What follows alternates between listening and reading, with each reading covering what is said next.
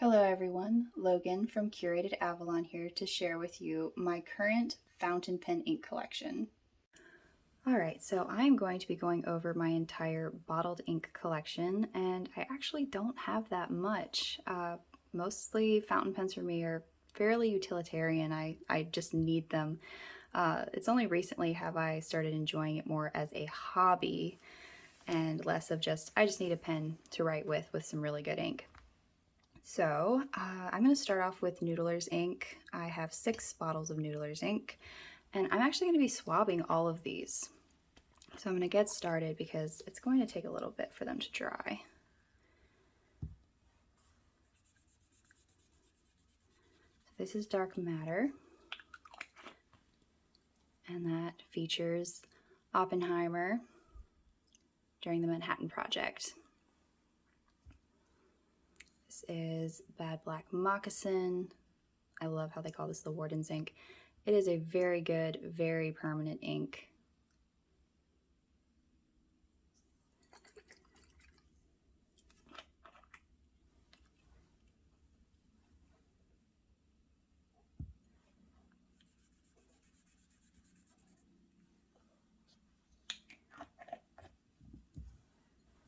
And we've got Noodler's Black. Also a really nice archival ink. I believe this one is archival. I think it is. I think it's bulletproof too.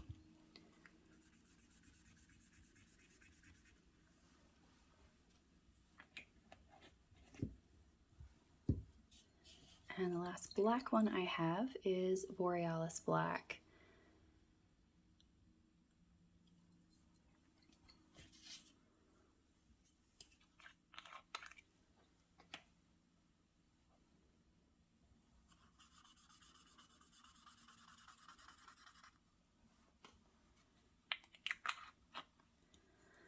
Alrighty, write these down real quick.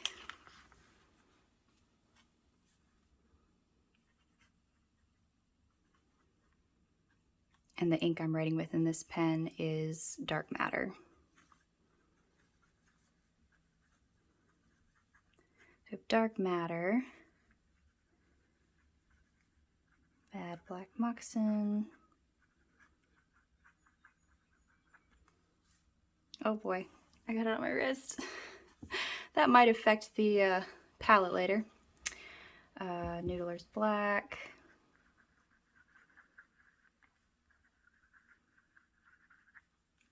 And then of course, Borealis Black. Alrighty, so I'm gonna let those dry and I will get on to the Liberty's Elysium. This is an exclusive Noodlers has through gouletpens.com. Very cool label. I like this blue a lot.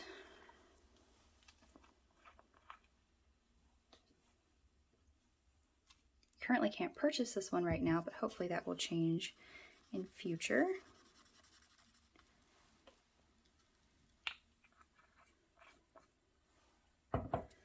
And the last of the Noodler's ink that I have is actually an invisible ink.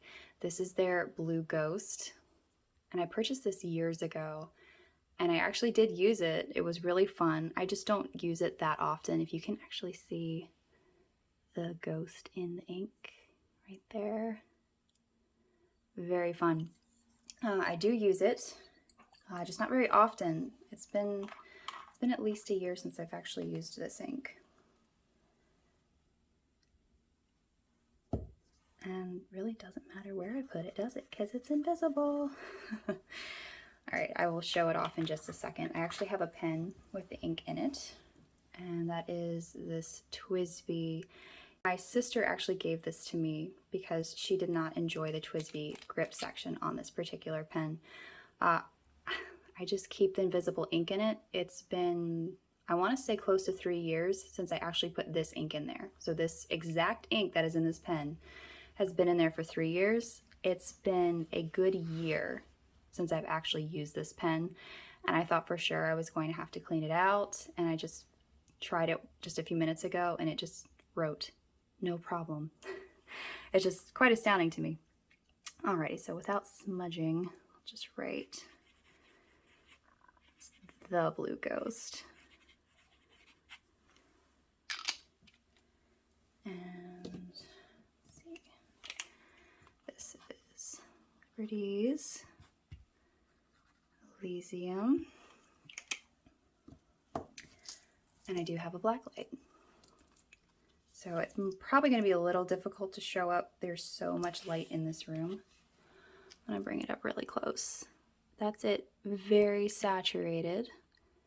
And if you can see the words, the Blue Ghost.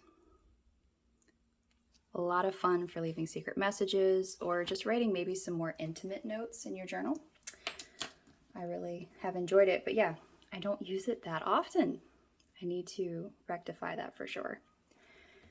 But Twisbi, great little pen. All right, so that was all of the Noodler's ink.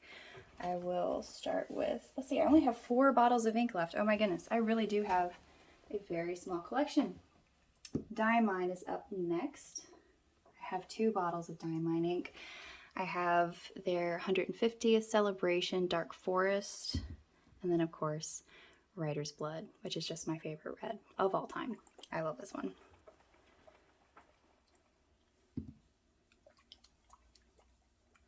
The Dark Forest I actually do have in a pen right now. I stuck it in one of my BENU pens for St. Patrick's Day, and I didn't use it all, so it's still in there. It's a lovely tealy green. It writes very dark. I like it. I wouldn't say it's my favorite green of all time. Still kind of looking for a signature green, but it is a very good green.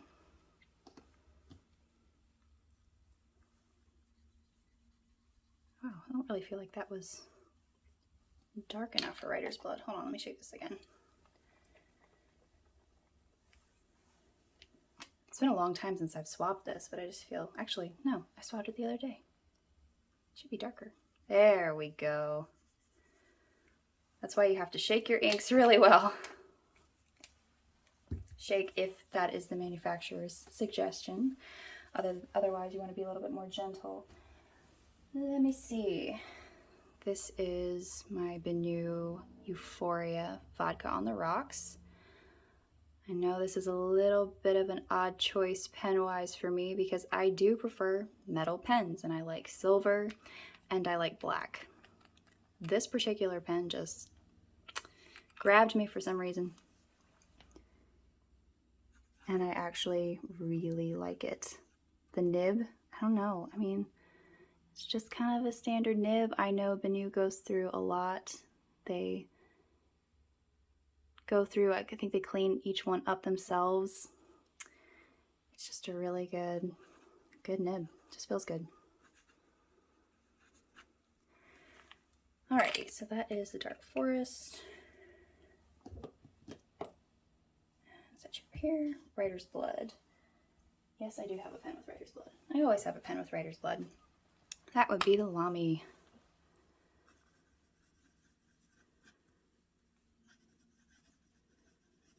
Well, at least you know you could get some variation if you wanted to out of the Writer's Blood. That's pretty wicked. Oh, actually, while I have these out, show you the differences between these two grip sections because they're very similar. They might not look it, but this is like a very rounded triangular grip. It just has kind of a subtle triangulation to it where the Lamy is definitely more severe. So there is a little bit to kind of guide your fingers if that's something that you're interested in. I don't personally care for it, but it's not uncomfortable. Alrighty, and got Monteverde's Private Reserve ink. This is their American Blue. Make sure I shake it a little bit better. Alright. This was actually given to me by a friend who gave me a pen and then gave me the ink to go with it.